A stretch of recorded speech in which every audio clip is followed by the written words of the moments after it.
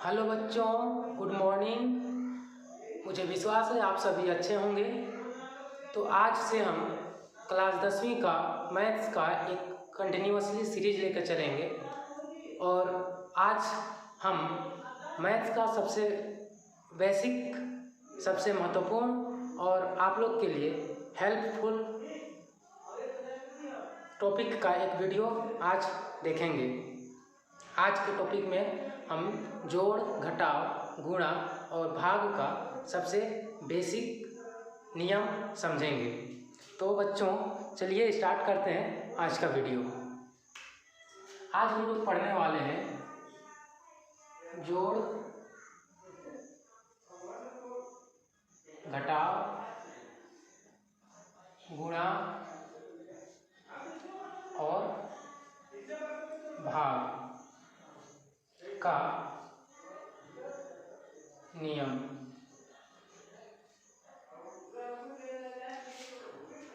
तो देखते हैं बच्चों, आज सबसे पहले हम लोग देखते हैं जोड़ और घटाव।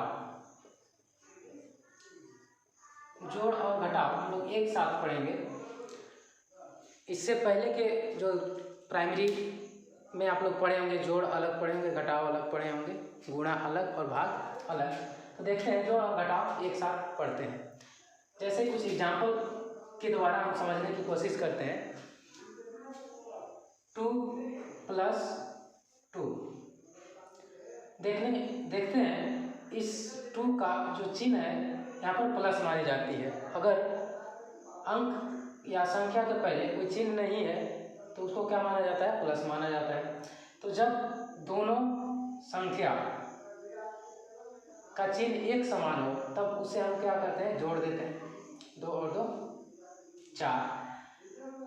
जैसे -2 -2, तो ये भी क्या हो जाएंगे? जुड़ जाएंगे। तो आंसर कितना होगा? 4। लेकिन इसमें चिन्ह क्या होगा? माइनस का होगा। ठीक है। जैसे -3 -2, जब दोनों चिन्ह माइनस है तो दोनों क्या हो जाएंगे? जुड़ जाएंगे। तो 3 और 2 5 -5। जैसे 3 + 2 यानी 5। तो इस एग्जाम्पल से हम ये समझने की कोशिश करेंगे कि जब दोनों अंक या दोनों संख्या का चिन्ह एक समान हो तो आंसर जुड़ करके आता है, चाहे वो प्लस प्लस हो दोनों या दोनों माइनस माइनस हो। इस अवस्था में दोनों जुड़ करके आते हैं। लेकिन यहाँ पर देखते हैं जब चिन्ह माइनस हो, दोनों जब माइनस हो तो आंसर क्या में आता है? माइनस में आता है। एक चीज़ यहाँ पर हम लोग समझते हैं कि चिन्ह हम प्लस में लें या माइनस में लें, तो देखते हैं जो बड़ा संख्या हो उसका चिन्ह हम लोग फाइनली आंसर में लाएंगे। एक नियम समझ लीजिए, जो आंसर में हम लोग चिन्ह रखेंगे वो हमेशा, यानी आंसर का चिन्ह हमेशा बड़ा संख्या वाला होगा। जैसे अब यदि बराबर हो गए तो दोनों बराबर हो तब, जैसे यहाँ -2 यहाँ -2, दोनों बराबर हैं तो इसमें किसी का भी चिन्ह ले लें वो सही हो जाएगा आंसर। अब यहाँ पर देखते हैं -3 -2, जब दोनों माइनस माइनस हो तो जुड़ जाते हैं। -2 और -3 आंसर हो जाएगा -5। जैसे 3 + 2, इसमें 3 बड़ा है तो इसका चिन्ह प्लस है तो आंसर में भी प्लस का चिन्ह आएगा, क्योंकि जो शुरू की संख्या होती है उसके पहले प्लस का चिन्ह शो नहीं करते हैं। अगर माइनस हो तो उसको किया जाता है। अब अगर हम लोग और आगे देखें, कुछ एग्जाम्पल और लेते हैं इसका। -4 + 2, तो जब चिन्ह अलग अलग हो जाए, एक माइनस और एक प्लस, तो हमेशा घट जाता है। तो 4 में 2 घटा देंगे तो कितना आ जाएगा? 2। और आंसर में जो चिन्ह लेंगे हम, दोनों में से बड़ा वाला का चिन्ह, बड़ा 4 है। अब वैसे -4 केवल 4 को देखेंगे तब बड़ा है, तो 4 के आगे माइनस चिन्ह है तो यहाँ पर क्या आंसर में आ जाएगा, माइनस आ जाएगा।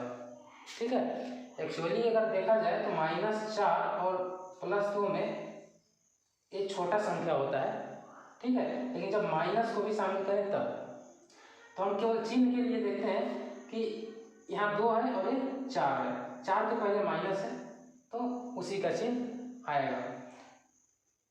बस इतना ही है। अगर इसमें एक नियम समझ लीजिए कि अगर समान चिन्ह आएंगे तो जुड़ के आंसर आएगा, और जब अलग अलग चिन्ह रहेंगे, एक माइनस में और एक प्लस में, तो घट जाएगा। और चिन्ह हमेशा बड़ा वाला संख्या के पहले का चिन्ह आएगा। ठीक है, इतना समझ गए होंगे। तो मैथ में इतना, जोड़ और घटाव में इतना ही है।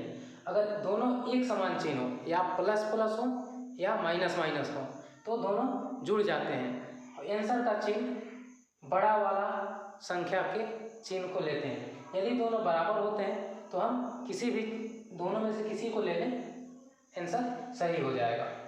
ठीक है, जैसे कुछ और एग्जाम्पल देखते हैं और समझने की कोशिश करते हैं। मान लो 3 + 7, इसका आंसर कितना आएगा? तो इसका आंसर 10 आएगा।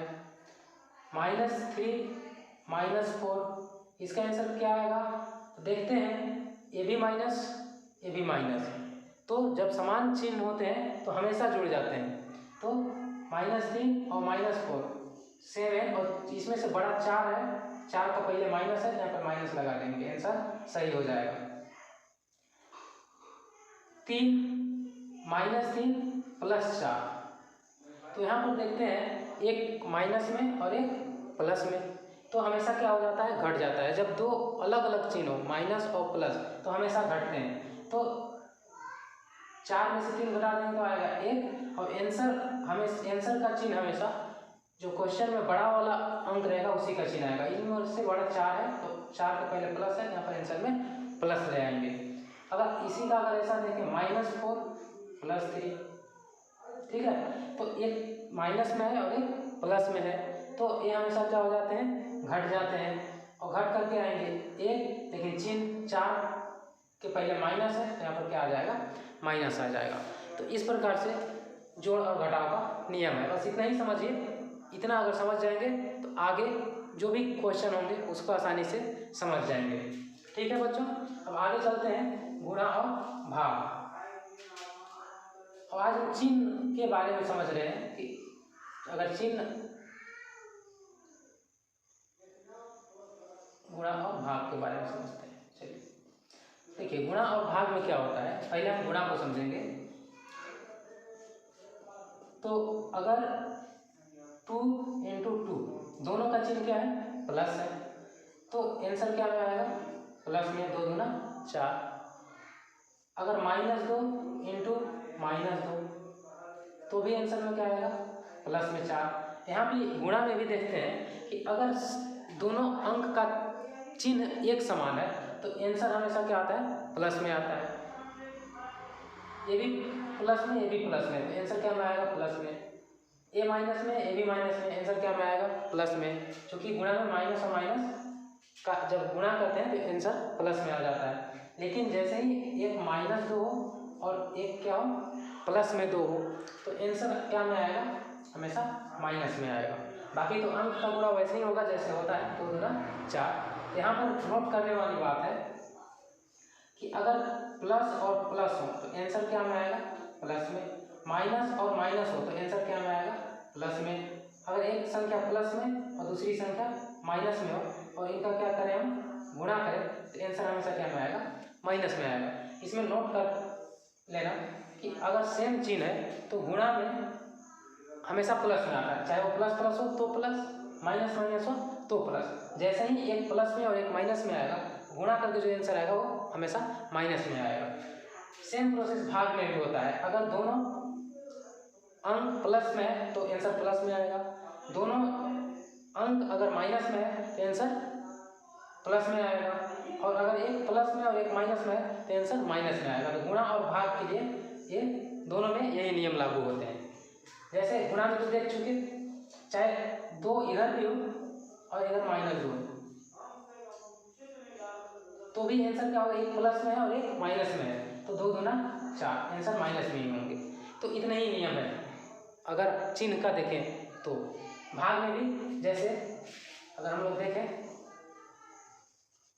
भाग में अगर -2 भाग -2,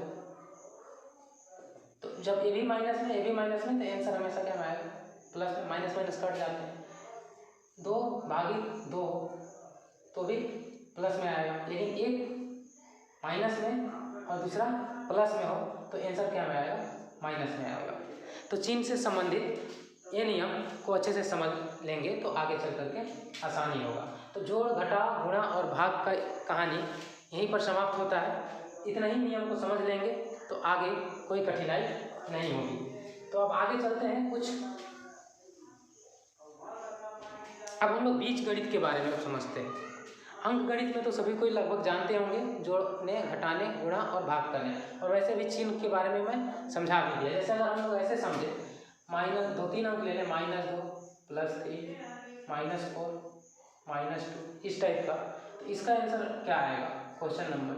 तो देखते हैं, ये माइनस में और ये प्लस में, ये माइनस में और ये प्लस में। तो अभी जस्ट हम लोग समझे हैं कि जब दोनों अलग अलग चिन्ह हो तो हमेशा घट जाता है, तो 2 और 3 में घटेंगे, यानी इन दोनों का अंतर कितना आएगा, 1 आएगा, तो इसको लिखेंगे हम लोग 1, और चूंकि 3 बड़ा है तो प्लस का चिन्ह आ जाएगा। बाकी इसको अगर हम लोग देखें कि आगे क्या है, -4 है, -2 है, 1 और -4, एक प्लस में है एक माइनस में है, तो घटेगा, तो 4 में घटा देंगे तो 3 आ जाएगा, लेकिन चिन्ह किसका आएगा, हमेशा बड़ा वाला का। 4 के सामने माइनस है तो आंसर आएगा -3 और ये आ गया -2। अब देखते हैं यहाँ पर नियम पढ़े थे, दोनों जब सेम हो, चाहे वो प्लस प्लस हो चाहे माइनस माइनस हो, तो दोनों माइनस माइनस है तो जुड़ जाएगा, तो जुड़ करके आंसर कितना आएगा, -5। क्योंकि 3 बड़ा है उसके पहले का चिन्ह को हम लोग लगा देंगे, तो ये हो गया आंसर। ऐसा और एक आधा एग्जाम्पल समझते हैं, 3 -2 -5 +4 -2 इस टाइप का हो, तो देखते हैं 3 में 2 घटाएंगे कितना आएगा, 1 आएगा, लेकिन चिन्ह जरूर ध्यान देंगे, चिन्ह यहाँ आंसर में +1 में आएगा, ठीक है, प्लस में, क्योंकि 3 बड़ा है। आगे है -5, तो 1 -5 कितना आ जाएगा, क्योंकि 5 बड़ा दिखाई दे रहा है और उसके पहले माइनस है, तो इसका आंसर आएगा क्या में, इन दोनों का -4। अब -4 और +4 जब विपरीत है तो ये क्या हो जाएंगे, घटते 0 हो जाएंगे, अब बचेगा क्या आंसर, -2। फाइनली ऐसे समझेंगे, 3 में से 2 घटा देंगे, +1 और -5 जब घटेंगे तो -4 आएगा, -4 और +4 0 हो जाएंगे, फिर -2 आ जाएंगे, ठीक है। तो अगर जो कोई भी इस चिन्ह के बारे में नहीं समझ पाते होंगे तो वो इस वीडियो को देख करके समझ लेंगे। अब आगे हम लोग चलते हैं